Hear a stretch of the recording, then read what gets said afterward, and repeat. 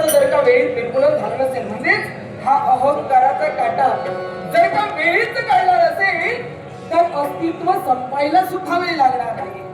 काटा रुतला रुतला काटा अहंकाराचा, काटा रुतला रुतला काटा अहंकाराचा, लागू दे